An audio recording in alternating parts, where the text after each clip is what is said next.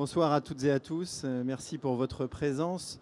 Comme il nous faut rattraper un peu de retard, je vais être très bref dans mon propos introductif pour vous dire que la conférence, à l'initiative de Philippe, nous avait demandé aux mutuelles qui constituent le trio du prix ce soir de travailler la question de la souveraineté et de l'innovation. Nous avons donc fait un appel à candidature auprès des CHU. Un nombre de dossiers conséquents a été remis à un jury que je voulais remercier pour avoir épluché l'ensemble des dossiers et avoir sélectionné les établissements qui sont aujourd'hui les récipiendaires de ce prix. Les mutuelles MGEN, Reliance et MNH souhaitent en effet continuer à soutenir les établissements universitaires dans les initiatives qu'ils prennent, tout spécialement lorsque ces initiatives portent sur l'innovation, qui est un des cœurs de métier du CHU. Et il nous paraissait légitime que cette année, cette innovation soit articulée autour de la souveraineté, qui était le thème central que nous avions retenu pour le stand des CHU. Je n'en dirai pas plus et cède la parole à Madame Armand-Terrasse de Saxe, que je remercie vraiment beaucoup d'avoir accepté de présider ce jury. Merci Anne-Marie. Merci beaucoup. Bonjour à tous. Au nom du jury, je voulais vous remercier pour l'organisation de ce prix et le thème que vous avez choisi. Nous avons 9 CHU qui ont répondu et qui ont présenté 12 dossiers, des dossiers d'une très grande qualité.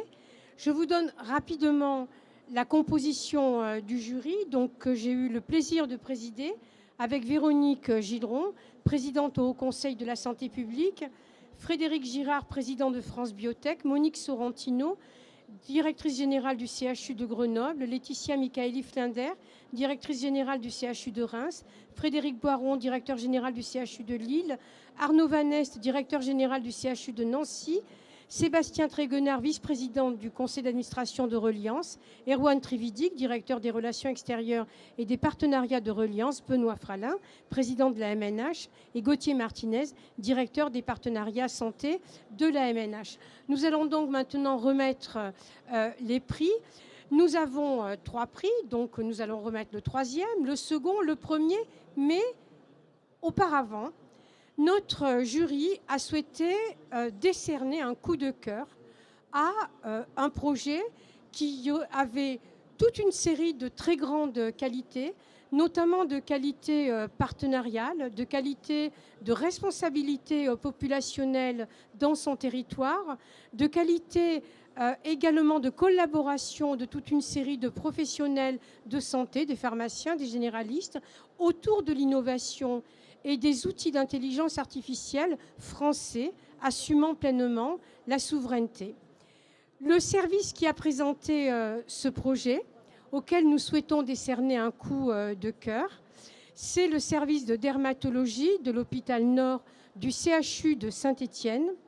Et donc, j'appelle, alors peut-être son directeur général, mais surtout William Bienvenu, il est là, bonjour, qui est directeur des services numériques du CHU de Saint-Étienne. Et je vous laisse présenter. Moi, j'ai eu du mal à comprendre comment on l'appelle le projet. C'est DO carré D2 Thérence. D'accord. Donc, le projet s'appelle D2 Thérence. Et c'est un projet de télédermatologie avec de l'IA dans un territoire très précis dont vous allez nous parler.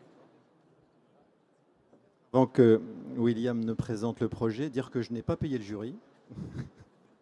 Je ne suis pour rien dans ce prix. Je remercie quand même vraiment le jury de l'avoir retenu. Et j'excuse aussi le professeur Perrault, qui est le chef de service de dermatologie, qui est au collège des enseignants de dermatologie aujourd'hui et qui ne pouvait pas être présent, mais qui a vraiment porté avec beaucoup de volonté ce projet pour irriguer le territoire qui est le nôtre, en offre de soins de dermatologie, qui est évidemment une discipline dans laquelle il manque un nombre d'opérateurs significatif. Et ce projet y apporte une réponse réelle. Mesdames et messieurs, chers collègues, c'est une immense fierté pour le CHU de Saint-Étienne de recevoir ce prix de l'innovation pour la souveraineté en santé. Alors derrière le nom technique qui était un peu compliqué D2 Thérence se cache une ambition humaine cruciale, garantir un accès rapide à un dermatologue expert. partout sur notre territoire et en particulier dans nos zones rurales et nos EHPAD. En fait, face à la pénurie médicale et à l'isolement de nos aînés, nous devions agir pour éviter les retards de diagnostic en oncologie cutanée. Alors, je vais me mettre ailleurs. Non, ça marche. Pour réussir, nous avons combiné 3 innovations souveraines. MonSisra, qui est développé donc par le GCS Sara et qui permettait la télétransmission sécurisée, les dermatoscopes numériques de la société Danae et l'intelligence artificielle de la start-up Skin AI qui accélère le tri des images. Le résultat, c'est un tri très performant. Nous garantissons désormais un avis expert en 48 heures et une prise en charge chirurgicale au CHU de Saint-Étienne en 4 jours pour les cas graves. On a commencé en mars et le dispositif a déjà permis sa première exérèse de cancer le 3 avril. Alors, au-delà de la récompense, ce prix nous engage pour une feuille de route ambitieuse et dès la fin de l'année 2026, nous continuons le projet auprès de 5 autres EHPAD de la Loire ainsi qu'une maison médicale dans le Rouennais, tout en intégrant pleinement l'intelligence artificielle au sein du CHU de Saint-Étienne. Puis, entre 2027 et 2028, nous engageons la duplication à grande échelle du modèle et l'automatisation des scores de sévérité pour les maladies inflammatoires. Ce prix démontre que l'hôpital public peut être le moteur d'une souveraineté à la fois numérique, industrielle et scientifique, tout en renforçant l'équité territoriale. Surtout, ce modèle léger et peu coûteux est 100% reproductible dans n'importe quel CHU.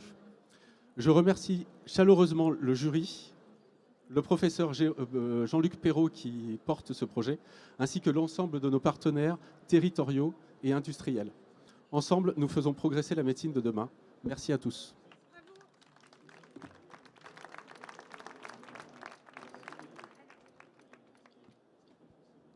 Merci beaucoup. Nous allons maintenant procéder à la remise du 3e prix. Ce 3e prix a été décerné au CHU d'Angers pour son projet qui s'appelle GNI. Et donc, c'est Samuel Galtier, qui est directeur des pôles santé mentale et médico-sociale de la MGEN, qui va remettre ce projet. Merci, bonjour à toutes et à tous, chers collègues, chers amis et partenaires. C'est un grand plaisir d'être présent parmi vous pour la remise de ce trophée. La souveraineté en santé, c'est effectivement un enjeu capital. Nous échangeons beaucoup actuellement sur cette question depuis le début de Santexpo. Je représente aujourd'hui d'ailleurs Marine Plantevin, qui est directrice de l'offre de soins mutualiste des établissements MGEN, qui planche sur ces sujets de souveraineté en santé au Japon avec les HDEN cette semaine. À MGEN, nous en avons fait une priorité, notamment en initiant dès 2023 dans notre trajectoire vers un cloud de confiance qui permet de protéger les données des 4,6 millions de personnes protégées, d'adhérents, avec un système d'information de confiance et de souveraineté de haute qualité. Et plus récemment, avec le déploiement d'une IA générative interne pour l'ensemble des professionnels. Nous sommes convaincus que l'innovation est la clé pour relever les défis de demain en santé. Et c'est pourquoi nous sommes particulièrement fiers de récompenser le CHU d'Angers aujourd'hui pour son projet. Les CHU portent bien sûr un rôle important dans les trajectoires en territoire sur ces questions. Le CHU d'Angers a créé un guide numérique intelligent afin de répondre aux besoins des professionnels, des utilisateurs dans leur quotidien et leurs activités, quelle que soit leur fonction. Il a montré sa capacité à innover pour renforcer notre souveraineté en santé en s'appuyant sur les cas d'usage, les besoins des professionnels au quotidien. Leur projet que nous saluons aujourd'hui, c'est un exemple concret de la manière dont la technologie peut être mise au service de la souveraineté, de la facilitation des professionnels dans leur quotidien et de l'amélioration des parcours patients. Il illustre la parfaite synergie entre les acteurs de la santé pour construire un écosystème modulaire et fiable. Je tiens à féliciter le CHU d'Angers, ses professionnels, particulièrement Saber, Cécile, pour cette très belle réalisation. Votre engagement et votre vision sont une source d'inspiration pour l'ensemble du secteur.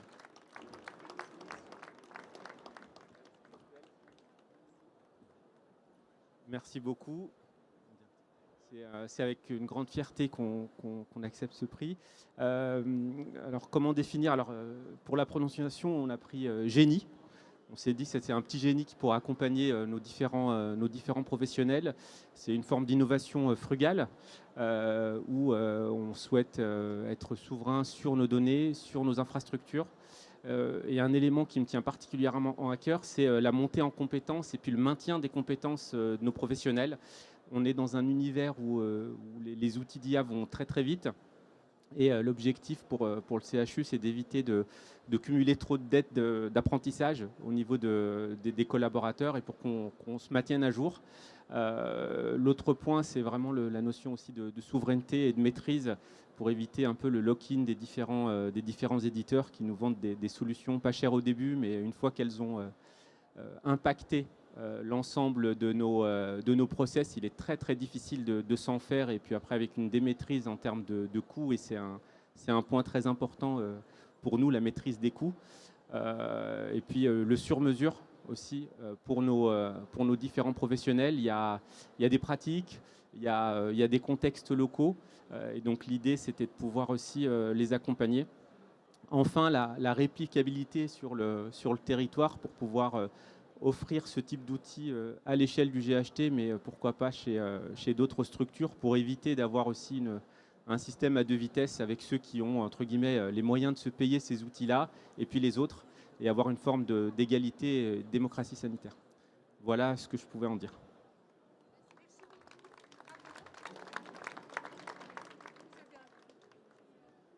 Ça y est, ça y est.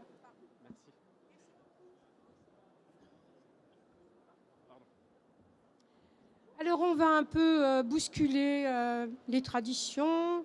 On a remis un prix coup de cœur, on a remis le 3e prix. On devrait remettre le second, mais je vais remettre le premier, hein, si vous voulez bien, parce que nous avons des contraintes de temps.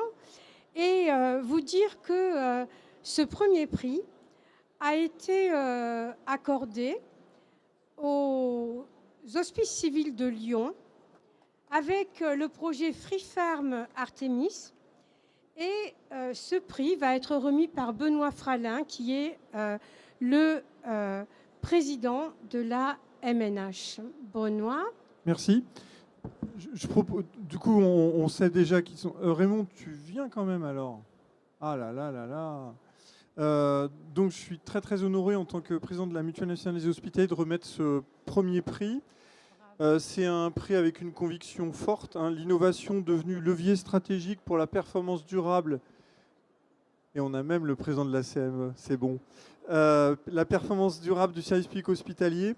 Donc, c'est donc le projet que vous allez présenter en quelques mots, Free Farm et Artemis, qui est donc porté par les Hospices civils de Lyon, qui est structurant au sein du CHU avec une capacité à intégrer la bioproduction de thérapie personnalisée. C'est un projet qui sécurise les accès à des traitements critiques, vous l'imaginez bien vu la thématique, qui réduit les délais d'accès en quelque sorte, de production, et qui renforce la souveraineté thérapeutique au plus près des besoins des patients.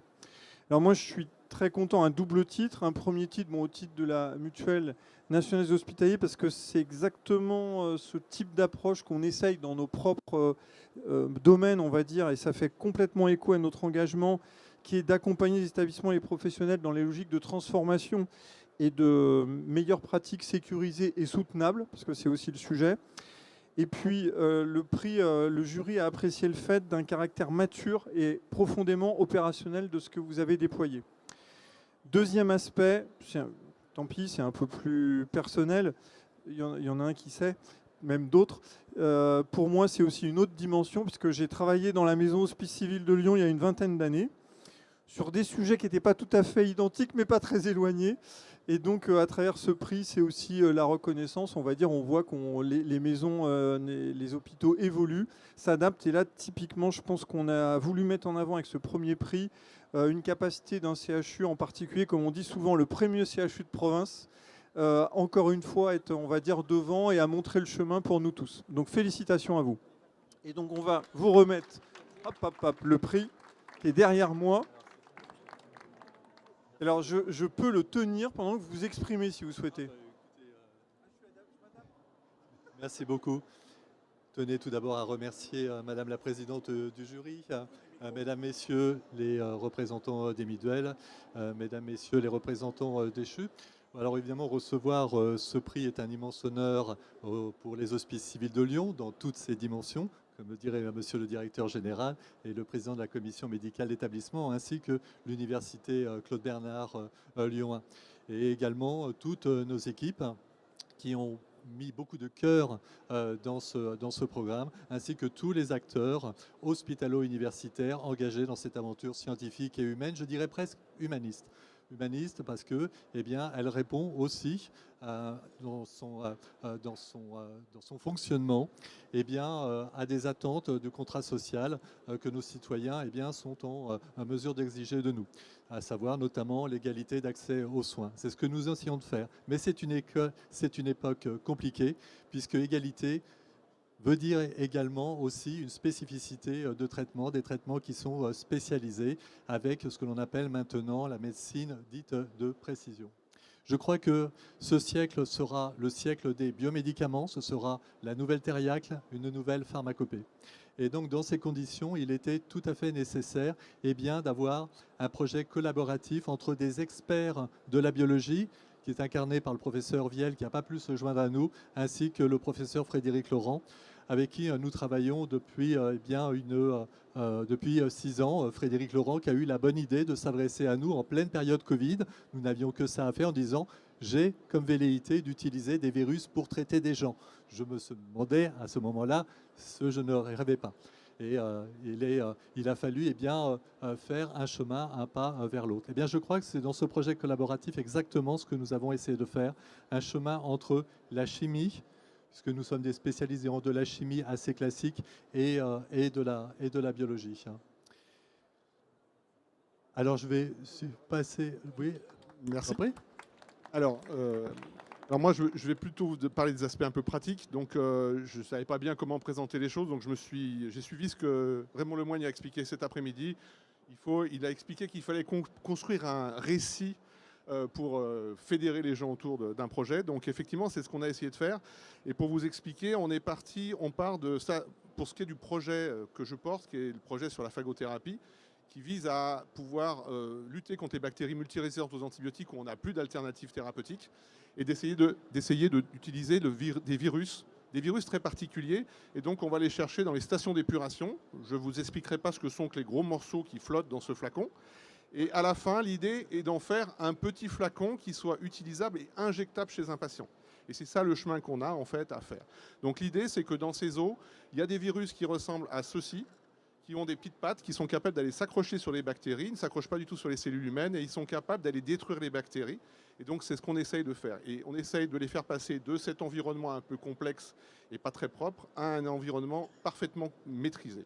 Et donc, c'est l'idée justement de ce qu'on fait nous. Donc, moi, microbiologiste, on s'occupe d'isoler ces phages à partir de ces eaux-là, de les caractériser, de sélectionner les meilleurs, ensuite de les produire dans notre laboratoire à l'Institut des agents infectieux des Hospices de Lyon à la Croix-Rousse, et on obtient des poches qui ont cet aspect-là.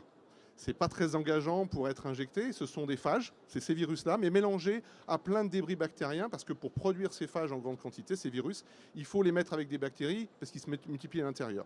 Et donc tout l'enjeu ensuite, une fois qu'on a produit ça, c'est de les transmettre à Fabrice et à son équipe, qui vont les purifier, qui vont les formuler de façon à ce que ces phages produites en grande quantité vont pouvoir être conservés longtemps, sous forme de petits flacons comme ceci.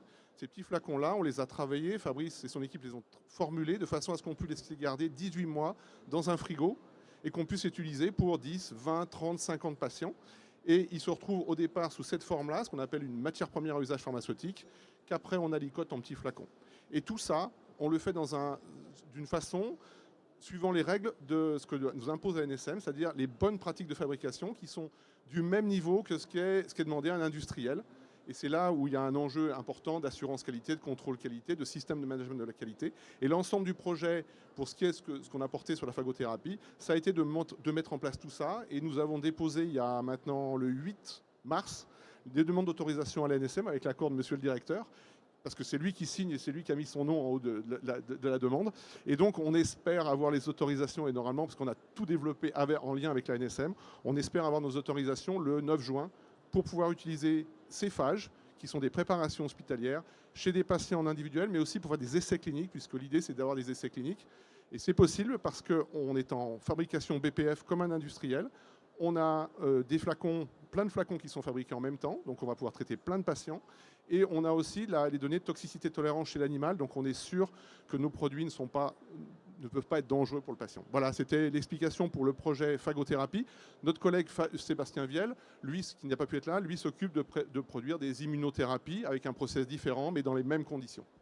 Alors, effectivement, et le lien très ténu qu'il y a entre ces deux plateformes, c'est la demande qui est faite par la plateforme Artemis d'avoir des vecteurs viraux de manière à pouvoir reprogrammer les lymphocytes T qui vont assurer un ciblage et la destruction de cellules malignes ou dans des maladies auto-immunes, comme ça a été évoqué ce matin. Voici donc le lien. Alors, bien malin celui qui pourrait dire, est-ce qu'il est préférable d'utiliser des virus pour transformer des cellules ou est-ce qu'il est préférable d'utiliser des vecteurs synthétiques dans le même but? Eh bien, dans quelques années, nous le saurons. Les virus ont de très gros avantages car ils permettent d'avoir une transduction génétique très forte, très rapide, mais avec des risques d'effets indésirables qui sont quand même conséquents.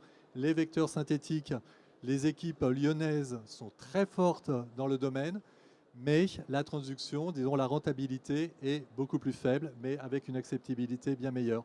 Eh bien, nous nous reverrons, je pense, dans 3-5 ans pour objectiver les résultats. Merci beaucoup.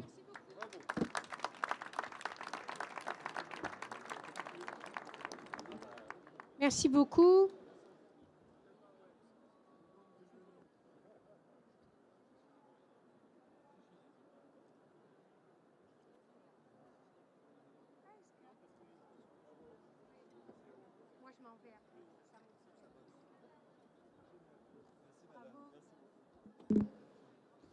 Merci beaucoup. Et nous allons maintenant remettre le deuxième prix.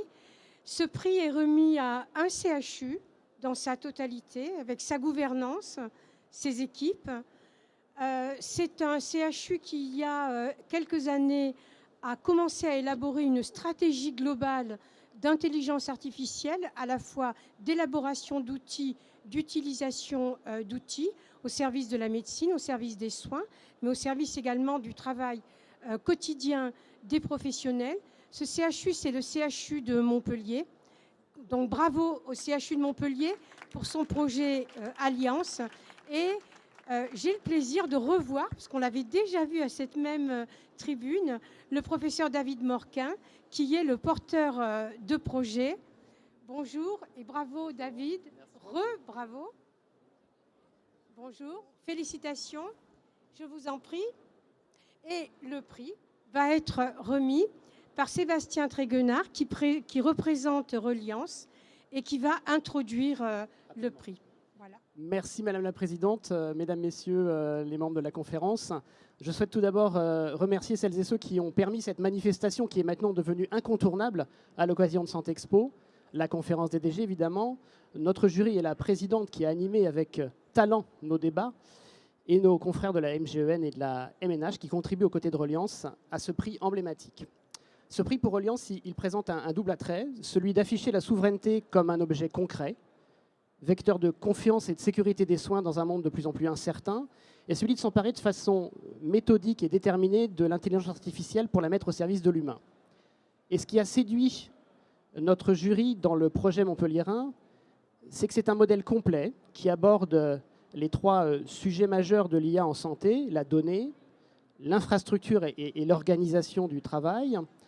Vous l'avez fait, cher professeur, dans le cadre d'un consortium 100% français, alliance stratégique, souveraine et compétitive qui prouve qu'on peut rivaliser à l'échelle internationale face à des mastodontes dont je tairai le nom. Un ancrage terrain éprouvé, tel que l'agent conversationnel que vous avez déployé aux urgences pédiatriques, ou l'école de la transformation hospitalière, qui pourrait servir de modèle d'un autre monde hospitalier. Enfin, vous êtes également promoteur d'un modèle qui est diffusable, déployable dans d'autres CHU, possible levier de transformation pour tout le système de santé, avec l'effort que vous faites aussi de toujours vous assurer de l'évaluation juste de ce que vous produisez, comme vous l'avez livré peu de temps avant notre rencontre. En conclusion, je suis vraiment très heureux de remettre au nom de Reliance ce second prix, ce deuxième prix, au projet Alliance IA, qui déploie une technologie éthique, transparente et maîtrisée, et qui en plus est venu sans échantillon, ce qui est encore préférable. Bravo à vous.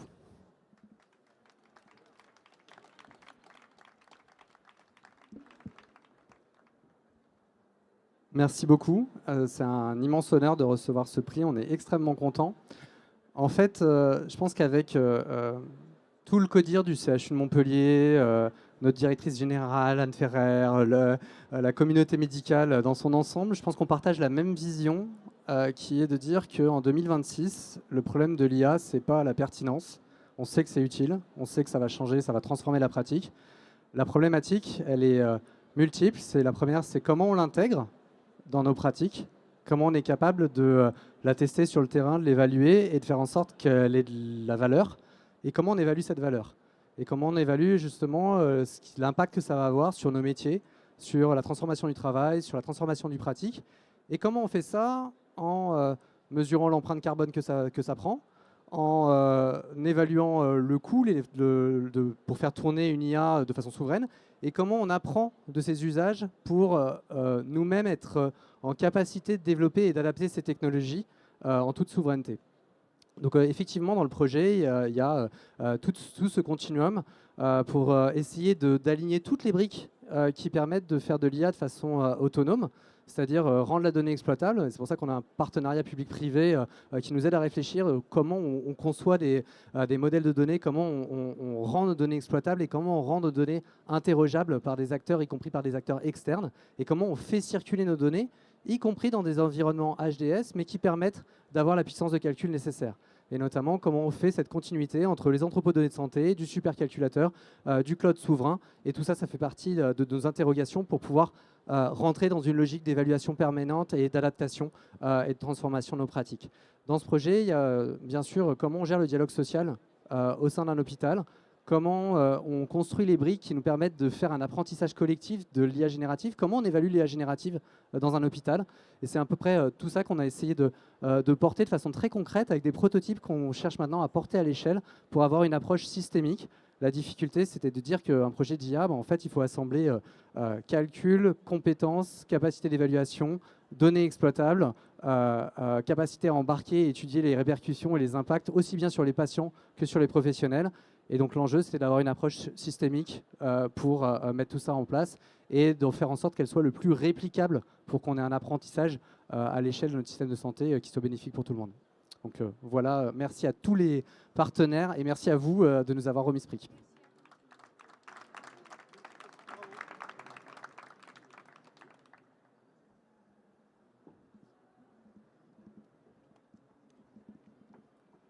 Bien, écoutez, je pense qu'on peut tous se féliciter de ce nouveau prix des CHU.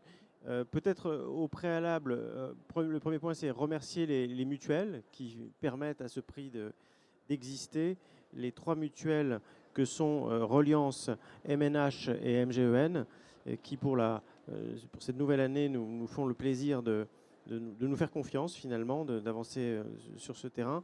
Remercier le jury et notamment Anne-Marie, parce que tout ça c'est quand même du travail et il faut arriver à ordonnancer tout ça pour que au bout du compte il y ait des lauréats, et je t'en remercie très vivement. Et puis une fois de plus, on le disait en aparté, on voit bien que ce sujet de l'innovation, c'est vraiment le fil rouge des CHU, c'est le U de CHU. Et c'est au bout du compte le marqueur déterminant de ce que nous sommes. Merci beaucoup, bravo aux lauréats et à l'année prochaine pour un nouveau prix.